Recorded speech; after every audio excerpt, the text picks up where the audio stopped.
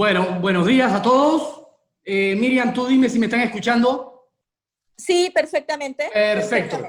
Bueno, buenos días a todos. Muchas gracias por acompañarnos el día de hoy. Le agradecemos también a la firma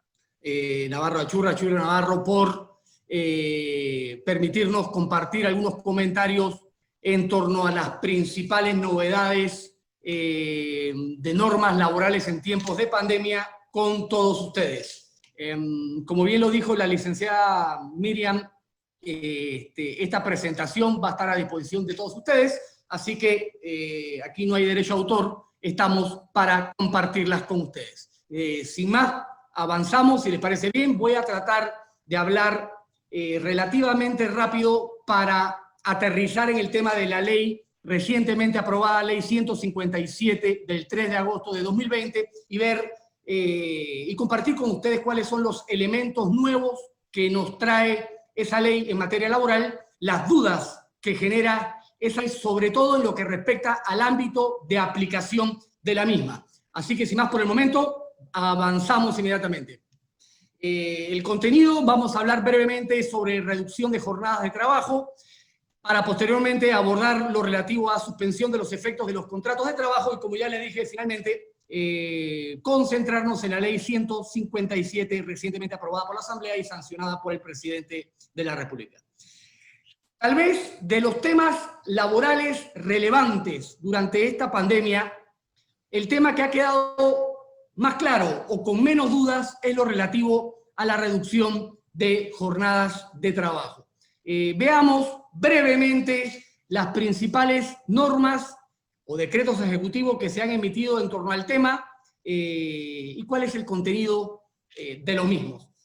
Todo empezó con el decreto número 71 de 13 de marzo de 2020, que reglamentó el artículo 159 del Código de Trabajo, que establecía que en casos de grave crisis nacional debidamente comprobada, empleadores y trabajadores podían arribar a acuerdos sobre reducción temporal de la jornada de trabajo, por supuesto, con la consiguiente disminución proporcional de salario. Entonces, el decreto ejecutivo 71 nos ofrece un formato de acuerdo de reducción de jornadas de trabajo con la consiguiente reducción de salario. El decreto 71 nos indica expresamente que el acuerdo lo firma el empleador con el sindicato en empresas donde hay sindicato y en empresas donde no hay sindicato con el grupo de trabajadores que va a ser impactado. Luego, a partir de ahí, quedó bastante claro que se trata de un solo acuerdo que firma empleador con el sindicato o empleador con el grupo de trabajadores, de tal manera de que no se trata de un acuerdo individual que suscriba el empleador con cada uno de los trabajadores afectados.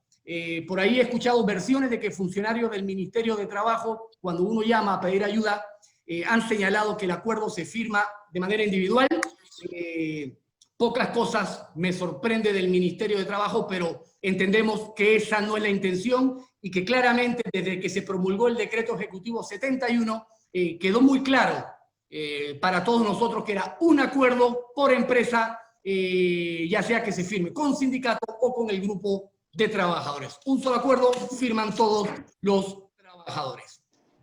El decreto 71 también indicaba que no necesariamente la reducción de jornadas de trabajo debía impactar a todos los trabajadores de la empresa, sino a un grupo. Después surgió la duda si dentro de un mismo departamento se podía afectar o reducirle la jornada de trabajo solamente a algunos o tenía que ser a todos, asumiendo una posición conservadora, y para evitar reclamos o temas relativos a discriminación laboral, se aconseja que sea a todos los miembros del mismo departamento, salvo que exista realmente un sustento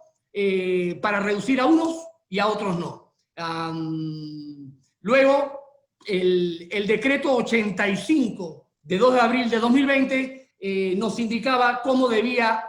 registrarse esos acuerdos de modificación temporal de jornada de trabajo en el Ministerio de Trabajo. Primero fue a la dirección de correo reducción-jornada@mitradel.gov.pa, después modificaron, no sabemos si es porque esa dirección de correo colapsó, como ha colapsado muchos temas dentro de la institución. Posteriormente nos fuimos a la dirección de correo, si es en sede central, modificación-sede@mitradel.gov.pa, dirección de correo que podrá variar en función de si el centro de trabajo o la empresa opera en el ámbito de injerencia de la sede central del Ministerio de Trabajo o en el ámbito de injerencia de alguna dirección regional de trabajo. El decreto 85 también menciona que su vigencia sería hasta que se levante la declaratoria de estado de emergencia nacional, pero aún así no nos daba certeza en torno a la duración de estos acuerdos. Y en ese momento surgieron dudas en torno a si los empleadores tenían que suscribir el acuerdo por un mes, prorrogable, por 2 meses, por 3 meses, etcétera. Y en ese momento, como había mucha incertidumbre y no sabíamos realmente dónde estábamos parados, ni con la crisis, ni con el tema económico, y mucho menos con la parte laboral, se recomendaba prudencia y celebrar entonces acuerdos de reducción de jornada con un tiempo razonable de duración, 1 o 2 meses máximo, para luego ir prorrogándolo. Avanzando, nos encontramos posteriormente, con el decreto ejecutivo 96 de 15 de mayo de 2020, nos indica que las empresas que reactiven sus operaciones o actividades económicas podrán arribar a acuerdos con sus trabajadores reintegrados, y me refiero a acuerdos sobre reducción de jornada de trabajo con los trabajadores o el sindicato. El decreto ejecutivo 96 también dice que estos acuerdos podrán estar vigentes o podrán mantenerse hasta la terminación del estado de emergencia nacional, pero todavía no teníamos certeza de su duración, así que seguíamos de alguna forma con acuerdos de reducción de jornada de trabajo celebrados por poco tiempo, 1 mes, 2 meses, 3 meses máximo, prorrogables, porque el decreto no nos indicaba un tiempo máximo de duración de la medida de reducción.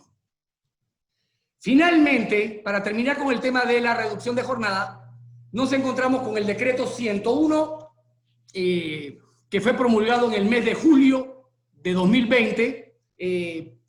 Primero que todo, este decreto ejecutivo señala que el acuerdo sobre modificación temporal de jornada de trabajo no afectará la rata por hora salarial de los trabajadores, lo cual a nuestro criterio era obvio. Es decir, si usted gana $1 la hora y trabaja 8 horas diarias, gana 8 horas. Si celebra un acuerdo de reducción de jornada de trabajo con la disminución proporcional de salario, pues pasa entonces a devengar un salario diario, si esa media jornada de $4 diarios, pero la rata por hora sigue siendo un balboa la hora. Importante, finalmente establecieron certeza en torno al límite máximo de reducción de jornada, estableciendo el decreto ejecutivo número 101, que el límite máximo es 50%, es decir, media jornada. Otro factor importante o información importante que nos provee el decreto ejecutivo 101 es que expresamente señala que la vigencia de estos acuerdos de reducción de jornada con la consiguiente disminución proporcional de salario podrá extenderse hasta el 31 de diciembre de 2020. A partir de ahí, ya y con esa certeza jurídica que nos otorga el decreto, ya era más sencillo para empleadores y trabajadores poder pactar, celebrar estos acuerdos ya a mediano plazo, sin necesidad de estar celebrándolo por 2 meses para luego prorrogarlos con todo el engorro que genera tener que prorrogar un acuerdo y procurar nuevamente las firmas de todos los trabajadores impactados e involucrados, sobre todo en tiempos donde la movilización y la circulación está restringida y donde muchos trabajadores se encuentran laborando desde sus hogares. Entonces, el decreto 101 nos indica claramente que la medida se extiende hasta el 31 de diciembre de 2020. Ordena este decreto ejecutivo reducir proporcionalmente los descuentos salariales para ajustarlos a la nueva realidad salarial de cada empleador Los empleadores y los departamentos de planilla de las empresas, de hecho, ya lo estaban haciendo. Algunas empresas inclusive se atrevieron, sin consultar con los acreedores financieros de los trabajadores, a suspender estos descuentos como una medida de solidaridad con sus trabajadores, pero en todo caso, lo que nos indica el decreto es que así como se reduce el salario, en esa misma medida se reduce el monto del descuento salarial de que se trate, sea hipoteca, préstamo personal, financiera, etcétera, etcétera. Finalmente, el decreto establece que durante la vigencia del mismo o durante la vigencia de los acuerdos de reducción de jornada de trabajo, el empleador no puede realizar contrataciones para posiciones nuevas, es decir, posiciones inexistentes antes de la reducción de jornada de trabajo, lo cual nos parece bastante lógico en el sentido de que si hay un problema económico producto de la crisis sanitaria que sustenta la reducción de la jornada de trabajo de los trabajadores como medida para disminuir los costos fijos de la empresa, en este caso costos de planilla, y también para ajustar la jornada de trabajo al nivel real del volumen de las operaciones de la empresa, por supuesto, disminuidas por la pandemia, no tiene sentido que el empleador comience a realizar contrataciones laborales nuevas, porque eso es, sin lugar a duda, o pudiese ser considerado un acto de discriminación para con los trabajadores impactados por la medida de reducción de jornadas de trabajo. Vamos ahora, salimos de la reducción de jornada, vamos rápidamente a ver lo relativo o la normativa en torno a suspensión de los efectos de los contratos de trabajo y cómo ha evolucionado en este tiempo de pandemia. Por supuesto, todo comenzó con el decreto ejecutivo número 81 de 20 de marzo de 2020 que reglamenta el numeral 8 del artículo 199 del Código de Trabajo, que se refiere a la suspensión de los efectos de los contratos de trabajo por caso fortuito o fuerza mayor. Lo que nos dice el decreto 81, no voy a entrar en el concepto de suspensión de los efectos de los contratos de trabajo, un tema que ya está recorrido, ya está trillado. Sabemos que durante el tiempo de la suspensión de los efectos de los contratos de trabajo se suspende temporalmente para el trabajador la obligación de prestar el servicio personal y subordinado para el cual fue contratado, mientras que para el empleador se suspende también de manera temporal la obligación de pagar salario a los trabajadores en suspensión de contrato. Luego, el decreto 81 de 20 de marzo de 2020 nos indica que la crisis sanitaria o la pandemia provocada por el COVID-19 puede ser considerada como caso fortuito o fuerza mayor, sobre todo en lo que respecta a los decretos ejecutivos promulgados por el Ministerio de Salud que ordenaron cierre de operaciones concretas. ¿Ok? Los contratos de trabajadores de empresas cuyas actividades fueron cerradas por orden de autoridad se consideran suspendidos desde la fecha en que se ordenó el cierre de la empresa. Y la suspensión de contratos de empresas que cierren como consecuencia del cierre de otras empresas, esa suspensión de los efectos de los contratos será efectiva a partir de la fecha en la que el Ministerio de Trabajo autorice la suspensión. Y a partir de ahí comenzó la avalancha de solicitudes de suspensión de los efectos de los contratos de trabajo al Ministerio de Trabajo. La diferencia era que las empresas que cerraron por orden de autoridad tenían más fácil la ruta porque la prueba idónea en torno a la afectación económica o la fuerza mayor la constituía precisamente el decreto que ordenó el cierre de su actividad. Sobre todo hablamos de los decretos ejecutivos 500 y 507 del 19 y 24 de marzo de 2020 respectivamente. El decreto 81 también nos indicaba cómo se debía formalizar la petición o solicitud de suspensión de los efectos de los contratos de trabajo ante el Ministerio de Trabajo. Debía ser mediante memorial que se remitía por correo electrónico. Primero fue a la dirección de correo solicitudes@mitradel.gov.pa, por supuesto colapsó y a partir de ahí abrieron unas nuevas direcciones de correo, incluyendo direcciones de correo para aquellas empresas que estaban bajo el ámbito de injerencia de direcciones regionales de trabajo y no de la sede central del Ministerio de Trabajo. Ese memorial, que es la solicitud de suspensión de los efectos de los contratos, debía enviarse a través de correo electrónico, debidamente acompañada con el aviso de operación, última planilla presentada y pagada a la Caja del Seguro Social, prueba, junto con la prueba del pago efectivo de esa planilla a la Caja del Seguro Social, la prueba de la fuerza mayor, en este caso el decreto, empresas que no fueron cerradas o que estaban exceptuadas tenían que recurrir a, por ejemplo, a certificación de contador público autorizado que de alguna forma hiciera constar la afectación en su actividad económica, ingresos, facturación, ventas y cobros, producto del cierre de otras empresas y producto de la crisis sanitaria. Y el decreto 81 también nos ofreció el ya famoso silencio administrativo positivo, en el sentido de que si Mitradel no respondía a la solicitud en 3 días hábiles inmediatamente siguientes a el envío del correo electrónico que contenía la solicitud de suspensión, se entendía para todos los efectos legales que la solicitud estaba aprobada. Luego, nos encontramos con el decreto ejecutivo número 95 de 21 de abril de 2020 que prorroga la suspensión temporal de los contratos de trabajo. Es decir, el decreto ejecutivo 81 se pronunció en torno a la suspensión hasta por 30 días de los efectos de los contratos de trabajo, y a partir de ahí diversos decretos se pronunciaron en torno a las prórrogas, introduciendo el concepto de prórroga automática versus quién tenía que solicitar prórroga. Y eso nos lo ofreció el decreto 95, señalando que aquellas empresas que fueron cerradas por orden de autoridad sanitaria y que ya habían presentado satisfactoriamente o exitosamente la solicitud de suspensión de los efectos de los contratos de trabajo, para esas empresas operaba el fenómeno o la figura de la prórroga automática de la suspensión de contratos, mientras que las empresas exceptuadas de las órdenes de cierre impartidas por autoridad sanitaria, pero que habían suspendido contratos de trabajo, esas empresas, como no habían sido cerradas por orden de autoridad sanitaria, sí tenían que solicitar de manera expresa la prórroga a la suspensión de los efectos de los contratos de trabajo. ¿Vamos bien? El Ministerio de Trabajo en aquel momento también nos dio una dirección de correo, la famosa prórroga-cd@mitradel.gov.pa, si es sede central, dirección de correo que será diferente cuando se trata de dirección regional de trabajo, y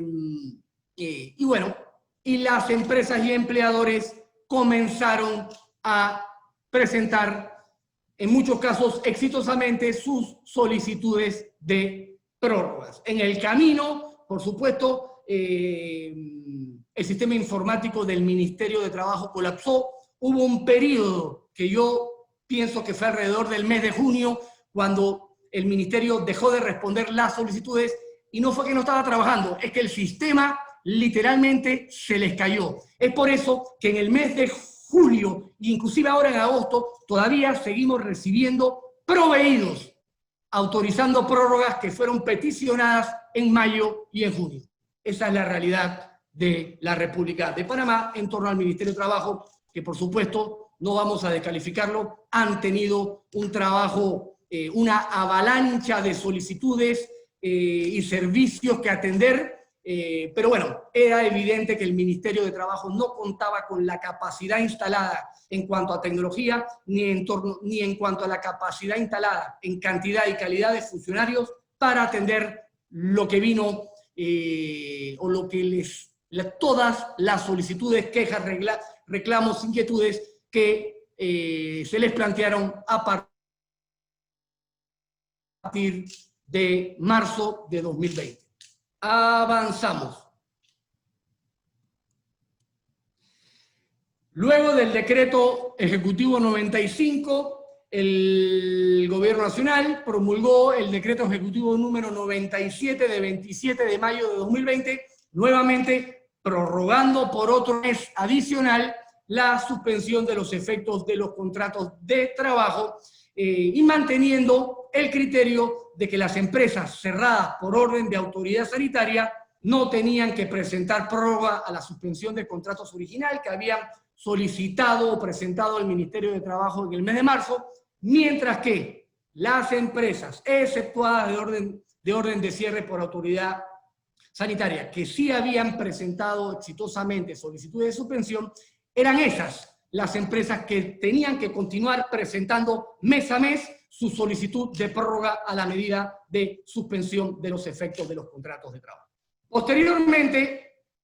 el Gobierno Nacional promulgó el decreto ejecutivo número 100 de 1 de julio de 2020 que prorroga la suspensión de los contratos de trabajo. Y aquí, dos temas importantes. Primero, se modifica el criterio en torno a cuáles empresas requieren presentar prórroga a la suspensión de los contratos de trabajo y a cuáles empresas se le aplica la figura de prórroga automática. Recordemos que anteriormente era empresa cerrada por orden de autoridad sanitaria, prórroga automática, versus empresas exceptuadas de la orden de cierre, prórroga expresa tenían que solicitar. Ahora el criterio cambió y el criterio es empresa cuya actividad económica ha sido reactivada por el Gobierno Nacional, es decir, por bloque o actividad económica, versus empresas cuya actividad económica todavía no ha sido reactivada por el Gobierno Nacional. Estas últimas, las empresas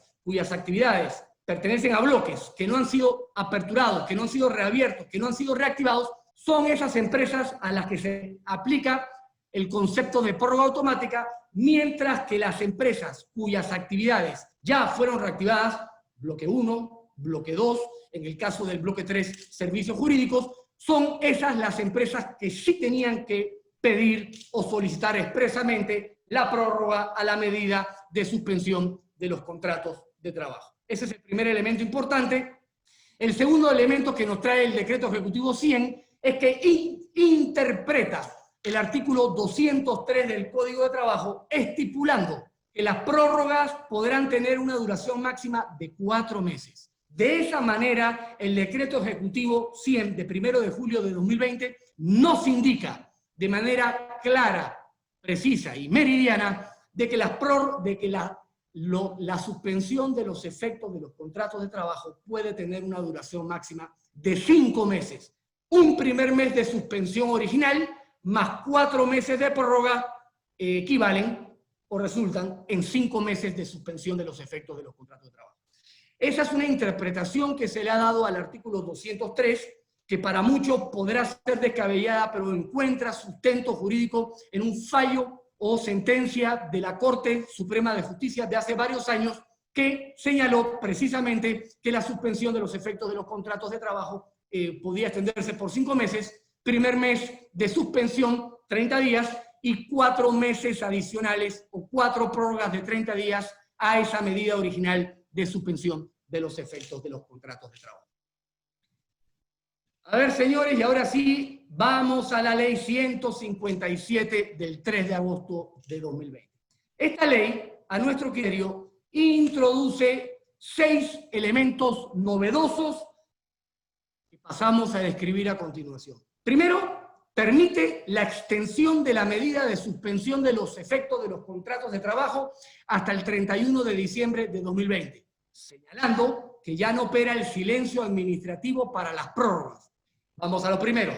Ya los empleadores tienen certeza de que podrán continuar prorrogando la medida de suspensión de los efectos de los contratos de trabajo en virtud de sus necesidades operativas y en virtud de sus necesidades económicas hasta el 31 de diciembre de 2020. Pero ojo, la solicitud de prórroga para el que requiera prórroga expresa, es decir, para el que requiera presentar una solicitud de prórroga, ya no opera el fenómeno o la figura o el concepto de silencio administrativo. Es decir, que si usted presenta la solicitud de prórroga, pasan los 3 días hábiles y el ministerio no le contestó la solicitud, sugerimos que proceda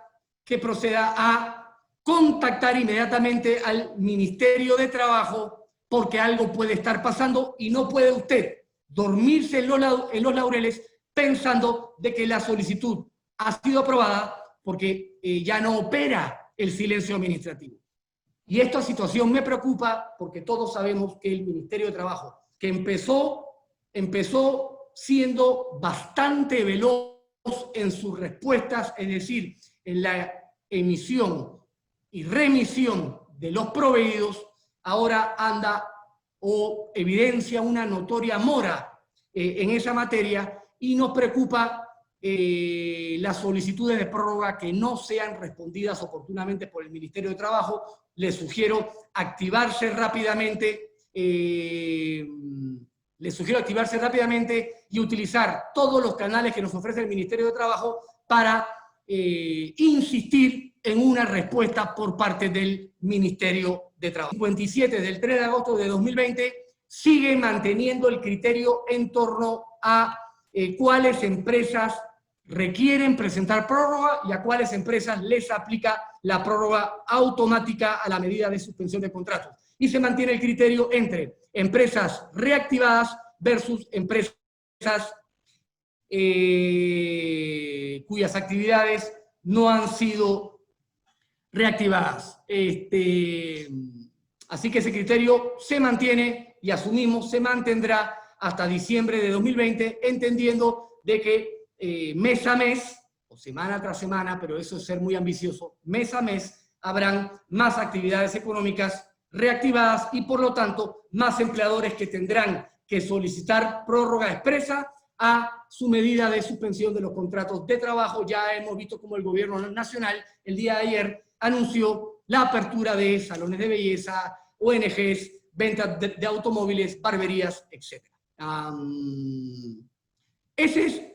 el primer punto que nos ofrece la ley 157. Es decir, expresamente nos indica que la suspensión de los efectos de los contratos de trabajo se mantendrá hasta el 31 de diciembre de 2020. Luego, segundo elemento importante, consideramos que finalmente la ley resuelve el conflicto jurídico absurdo que se creó en torno a la medida, en torno al cálculo y pago del 13º mes para trabajadores en suspensión de contratos de trabajo por motivos de fuerza mayor o caso fortuito. Aceptando la ley, que este periodo de suspensión de los efectos de los contratos de trabajo por motivos de fuerza mayor no se va a considerar ni como tiempo trabajado, ni como tiempo remunerado para efectos del cálculo y pago, en este caso, de la segunda y de la tercera partida del 13º mes.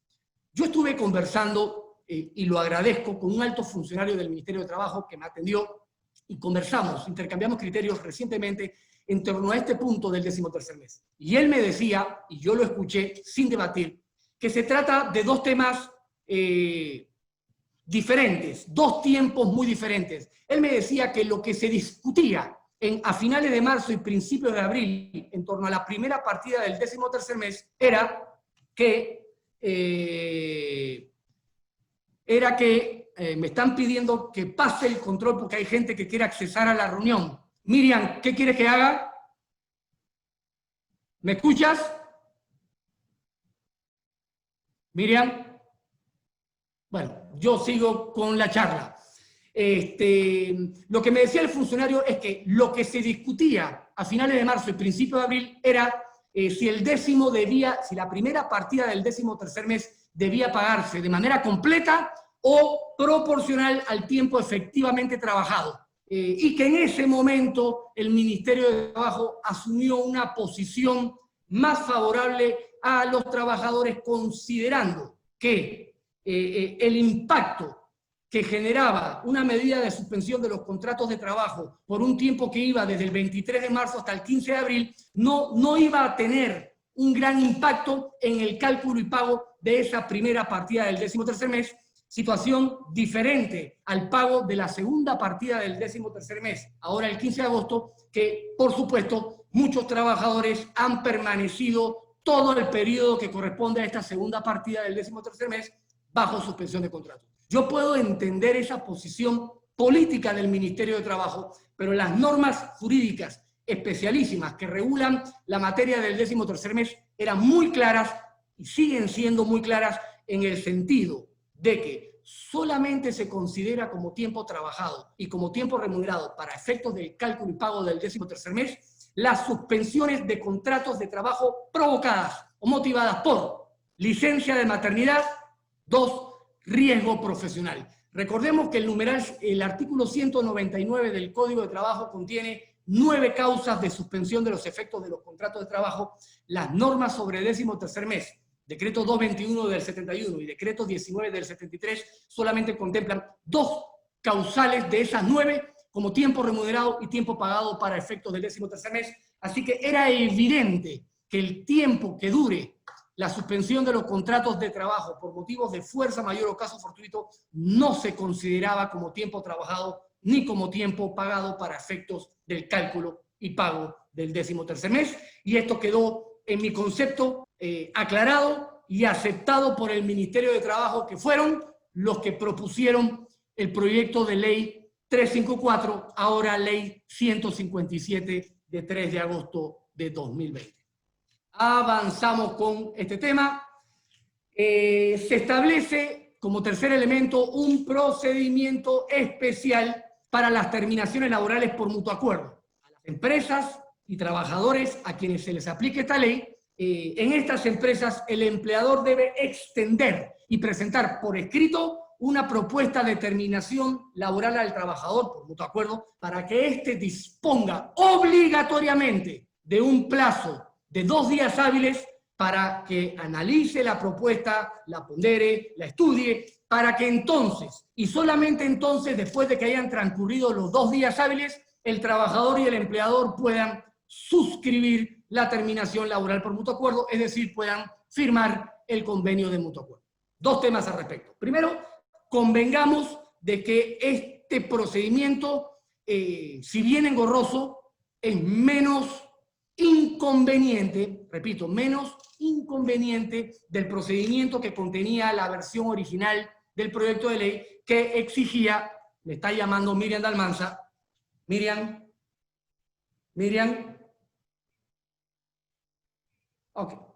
ok, me están pidiendo que ceda el control de la reunión, así que vamos a hacerlo, aquí tengo a mi asistente, ¿qué hago?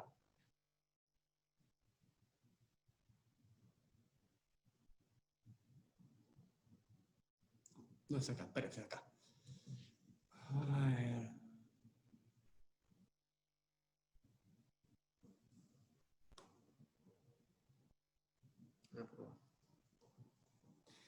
Ya creo haber cedido el control de la reunión. Ustedes me lo hacen saber si estamos bien. A ver, consideramos que este procedimiento es menos inconveniente que el contenido en el proyecto original que exigía la celebración de convenios de mutuo acuerdo en el mismo Ministerio de Trabajo, con todos los inconvenientes que esto iba a ocasionar para empleadores y trabajadores, y debo señalarlo. Lamentablemente, lo que esta medida provocó cuando empleadores se enteraron de lo que venía en el proyecto de ley era que aceleraran sus decisiones de terminación laboral a los efectos de que no tener que ir al Ministerio de Trabajo a celebrar los convenios de mutuo acuerdo, y es por eso que mi concepto, desde mediados de julio y hasta finales de ese mes, se verificó un incremento sustancial en las terminaciones laborales por mutuo acuerdo para tratar de realizarlas antes de la entrada en vigencia de esta ley 157. Triste realidad, pero eso fue lo que pasó. Señala la ley 157 que si el empleador no cumple con este procedimiento de extenderle la oferta de terminación laboral al trabajador para que éste disponga de 2 días hábiles para pensarlo, consultarlo, analizarlo, para entonces suscribir el acuerdo, el trabajador puede reclamar la nulidad de la terminación laboral. Pero ojo, no solo la nulidad de la terminación laboral por mutuo acuerdo, que en términos generales, bueno, si el mutuo acuerdo es nulo, entonces la relación de trabajo terminó por despido injustificado y el empleador pudiese ser obligado a pagar más prestaciones, salarios caídos, recargos, etc. Pero no es lo que señala la norma. La norma nos dice que, además de reclamar la nulidad, el trabajador puede exigir su reintegro al puesto de trabajo como si se tratase de un trabajador amparado por fuero. Me parece que en ese punto el Ministerio de Trabajo se fue demasiado lejos en su ambición genuina de proteger a los trabajadores y evitar terminaciones laborales masivas o colectivas, pero crear un fuero a los trabajadores en caso de que el mutuo acuerdo no se haya suscrito después de 2 días de haberle presentado la oferta al trabajador, me parece exagerado porque de todas formas esa disposición vulnera la libertad que tiene trabajador y empleador para celebrar este tipo de acuerdos de terminación laboral por mutuo acuerdo. Y créanme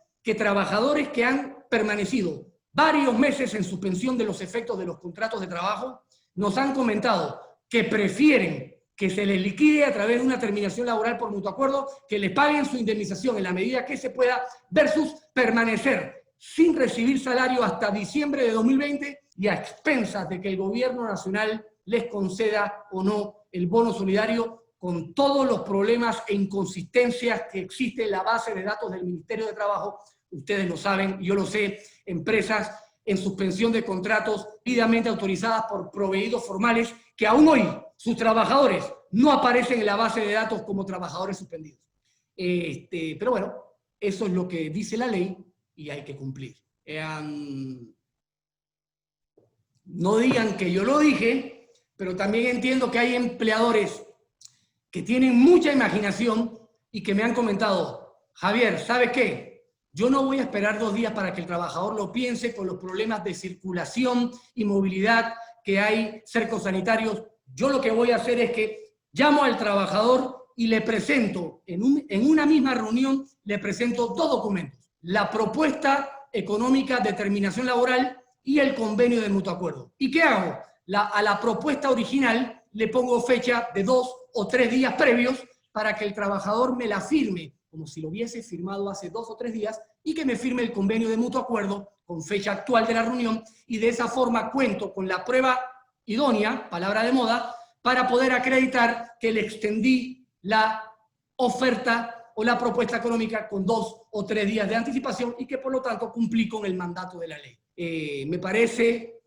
una solución muy imaginativa, muy creativa, por supuesto en directa violación a la norma, pero al final del camino es una cuestión probatoria. Es decir, el empleador logra demostrar que tiene los documentos y con las respectivas firmas y con la fecha de diferente en uno y otro documento, creo que se le pone cuesta arriba al trabajador la opción de reclamar exitosamente la nulidad de ese procedimiento. Y esa es una forma como los empleadores están pensando sortear el obstáculo que ha impuesto la Ley 157 en materia de celebración de convenios de mutuo acuerdo. Otro elemento importante que nos ofrece la Ley 157 señala que toda terminación laboral por mutuo acuerdo, por despido o por decisión unilateral del empleador, que también es un despido, que se verifique dentro de los 3 meses inmediatamente siguientes al reintegro de ese trabajador que estaba suspendido o en suspensión de contratos de trabajo, obliga al empleador a pagar la liquidación. 1, de manera inmediata, 2, en un solo desembolso. Lo que habíamos visto durante el tiempo de pandemia, en abril, mayo, junio y julio, era celebraciones de convenios de mutuo acuerdo donde se pactaban pagos diferidos de la liquidación convenida en el convenio de mutuo acuerdo, es decir, a plazos, mediante abonos, mediante diversos desembolsos expresamente contemplados en el convenio de mutuo acuerdo, con fechas y montos a pagar, y la idea de los empleadores era evitar descapitalizarse teniendo que pagar el 100% de la liquidación en un solo desembolso. Ahora, la ley 157 nos indica que aquellas empresas y trabajadores a los que se les aplique la ley, y tratándose de despidos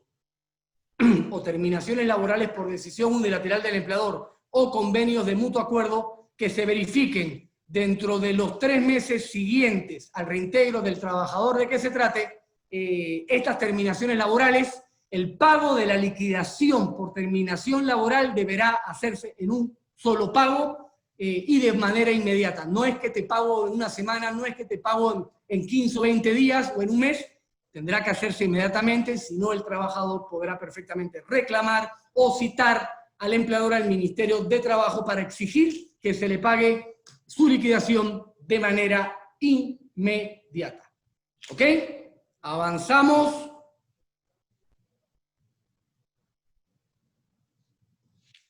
También se establece un método de cálculo de prima de la antigüedad e indemnización para trabajadores en suspensión de contratos de trabajo y además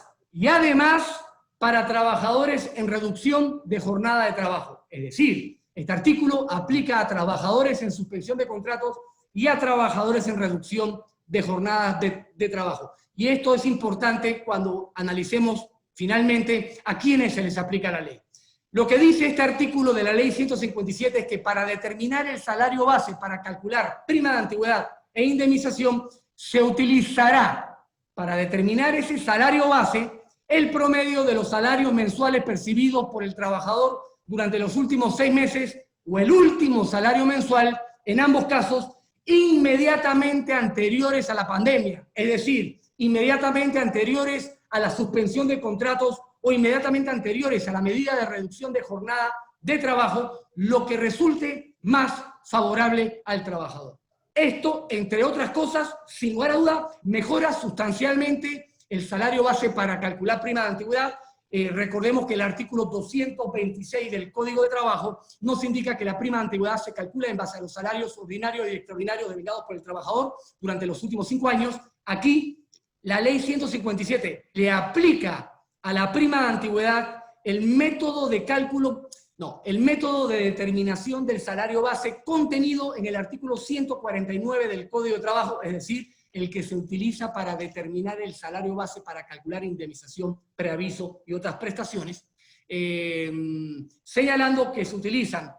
promedio salarial últimos 6 meses o último salario, pero inmediatamente anteriores a la pandemia, es decir, inmediatamente anteriores a la suspensión de los contratos de trabajo y o a la reducción de jornada. De esta manera, el tiempo de suspensión de los contratos de trabajo o de reducción de jornadas de trabajo no se va a tomar en cuenta para determinar el salario base para calcular indemnización y prima de antigüedad, pero sí debe tomarse en cuenta como tiempo de trabajo para efectos del cálculo de cada una de las 2 prestaciones antes señaladas. Es decir, si el trabajador tiene 4 años en la empresa, más 6 meses de suspensión, para todos los efectos legales habrá que calcular 4 años y 6 meses de prima de antigüedad y 4 años y 6 meses de indemnización, utilizando para ello el método de cálculo de determinación del salario base, el que después se va a dividir entre 4.333 y se va a multiplicar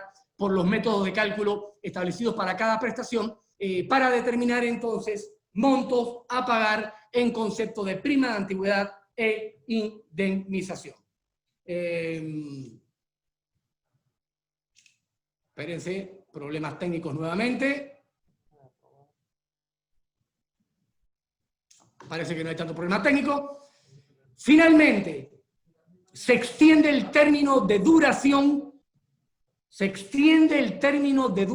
del fuero de maternidad por el tiempo en que la trabajadora estuvo en suspensión de contratos de trabajo. Es decir, que el tiempo que dure la suspensión de los contratos de trabajo no se cuenta y no computa como parte del tiempo de fuero de maternidad. Suponemos que eso se refiere a la duración del fuero, es decir, al año final de fuero que tiene toda trabajadora madre después del parto, es decir, desde el momento en que se reintegra a sus labores luego de dar a luz, cuando finaliza su licencia de maternidad. Entenderíamos entonces que es ahí donde se suspende durante la suspensión, valga la redundancia, de los contratos de trabajo, lo relativo al tiempo de fuero, extendiéndose dicho fuero por el periodo en el que la trabajadora se mantuvo en suspensión de contratos de trabajo. Ahora no me corre la presentación. Vamos a ver cómo solucionamos esto. Y contamos con asistentes técnicos.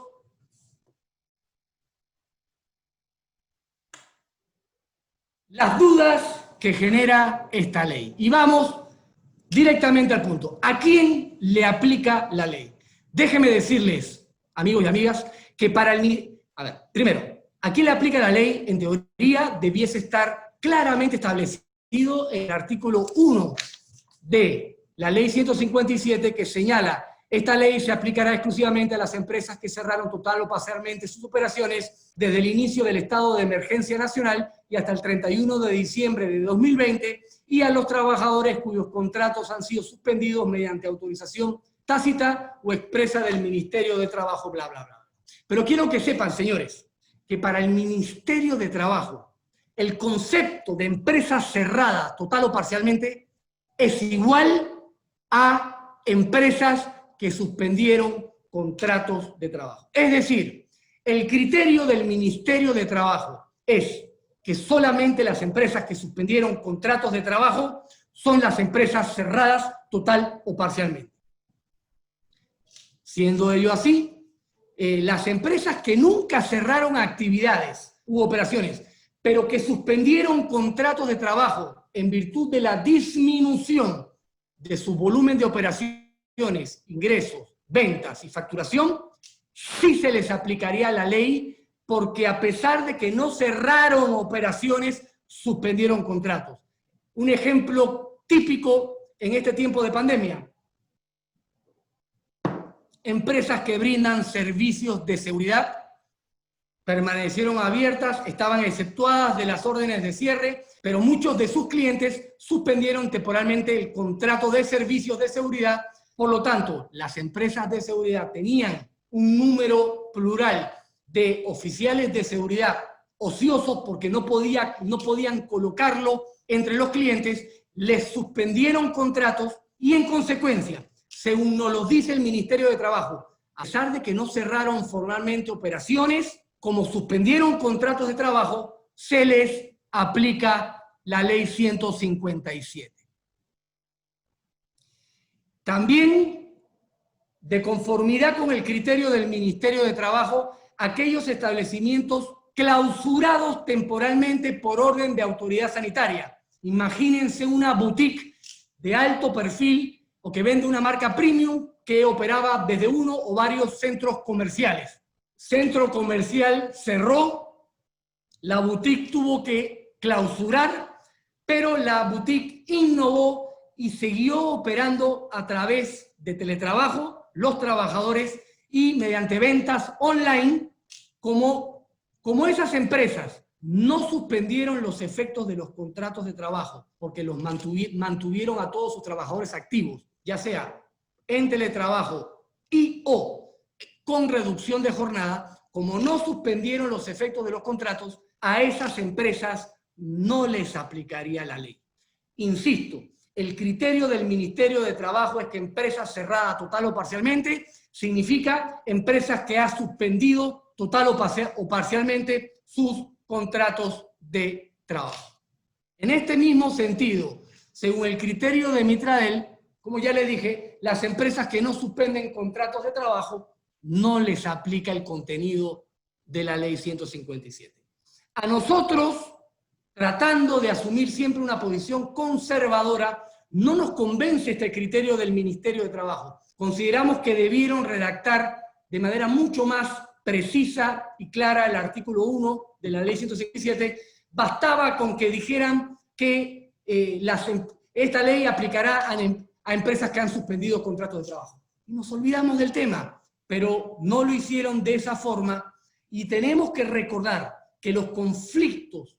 derivados de reclamos laborales que surjan por razón de la aplicación de esta ley no van a ser resueltos por el Ministerio de Trabajo, van a ser resueltos por los juzgados de trabajo independientes al Ministerio de Trabajo y que no necesariamente van a interpretar la ley como la pretende interpretar el Ministerio de Trabajo. Así, por ejemplo,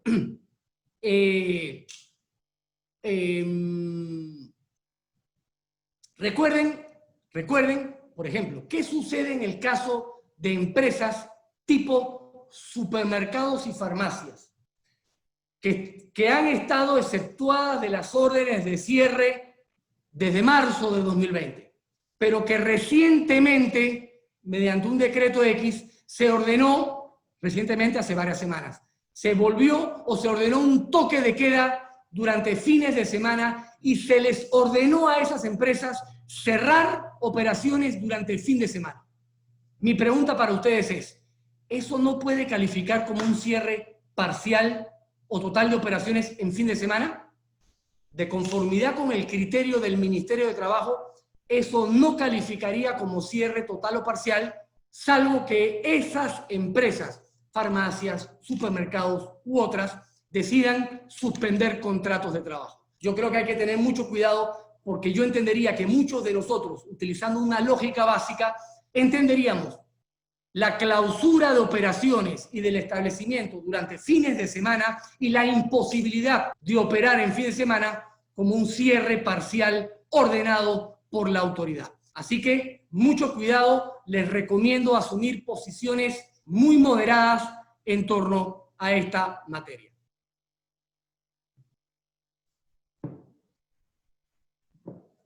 Luego, me pasan papelitos, vamos a ver qué nos dicen los papelitos.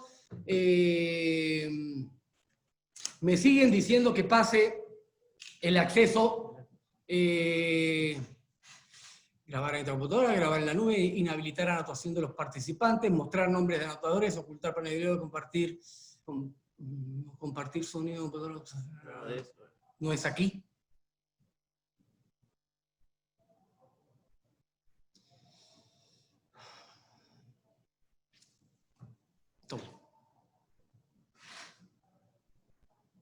Bueno, entonces, vuelvo, repito, para el Ministerio de Trabajo, empresas que cerraron total o parcialmente operaciones son las empresas que suspendieron contratos de trabajo. Punto. Yo tendría mucho cuidado con dormir pensando en que esa es la interpretación correcta de la ley, porque me parece que debido a la ineficiente e incorrecta redacción, se presta para que pueda ser interpretado ese artículo de otra forma. Pero aún así, aunque usted no haya cerrado operaciones, aunque usted no haya suspendido contratos de trabajo y por lo tanto se entienda que no se le aplica la ley 157, si usted suscribió con sus trabajadores acuerdos de reducción de jornada de trabajo con la consiguiente disminución salarial de manera proporcional, entonces sí se le aplica la ley en lo que tiene que ver con el artículo que se refiere al cálculo de prima de antigüedad e indemnización para sus trabajadores en reducción de jornada de trabajo. Repito, aunque usted no haya suspendido contratos de trabajo y aunque usted no haya cerrado operaciones, si usted redujo jornada de trabajo mediante acuerdo con sindicato y o directamente con los trabajadores en empresas donde no hay sindicato, entonces sí se les aplica la ley en lo que respecta al artículo que se refiere a el método para determinar salario base para calcular prima de antigüedad e indemnización de sus trabajadores que fueron reducidos o que suscribieron con usted un acuerdo de reducción de jornada de trabajo. Finalmente, insistimos en lo que respecta al fuero de maternidad que se extiende por el tiempo de suspensión de contratos. Entendemos que lo que se suspende es el cómputo del fuero de maternidad posterior al parto de la trabajadora, es decir, nos referimos al famoso año o 12 meses de fuero que corre a partir de la fecha de reintegro de la trabajadora a sus labores habituales luego de dar a luz y no aplicaría para el fuero que está corriendo desde el momento en que la trabajadora resulte embarazada y presenta la prueba idónea de embarazo, la certificación, el diagnóstico médico en torno a su embarazo. Estos son, a grandes rasgos, los elementos nuevos, algunos confusos, que nos ofrece la ley 157 de 3 de agosto de 2020. De esta manera doy por terminada la parte de la presentación. Sí, bueno, nada, muy agradecido por la audiencia, gracias por soportarme durante hora y pico hablando de lo que a mí me apasiona, pero tal vez no le apasione tanto a ustedes. He tratado de ser didáctico, sencillo, aunque tuve que hablar rápido. Espero que me hayan entendido. Mucho de lo que dije son opiniones personales en mi experiencia como abogado que se agita desde hace muchos años en esta rama del derecho. Y nada, muy agradecido, siempre a sus órdenes, agradecido también con CISPO y con la firma de contadores y auditores Achurra Navarro por habernos convocado. Mi dirección de correo electrónico, en caso de que alguien tenga alguna duda y quiera escribir, como se suele decir, al privado, es Javier V, repito, Javier V, @ Icaza, como el apellido ICAZALAW.com. Javier V, @ icazalo.com. Siempre a sus órdenes para cualquier duda en materia laboral. Muy agradecido y bueno, nos vemos en la próxima. Gracias, Javier. Gracias a todos. Pedimos disculpas por algunos inconvenientes técnicos, que esto es lo que hace interesante estas charlas. Y pues los invitamos desde ya a acceder a nuestras páginas web de Sistema de Planilla Online y de Achurra Navarro y Asociados y puedan enterarse de las últimas noticias y de todos los servicios que estamos brindando.